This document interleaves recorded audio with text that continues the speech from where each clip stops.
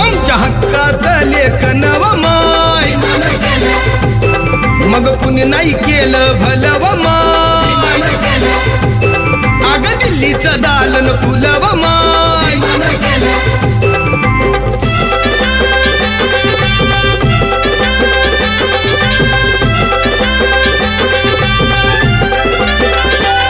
तुमच्या पोरानं शाळेत शिकावं आशाला जारीला मुकावं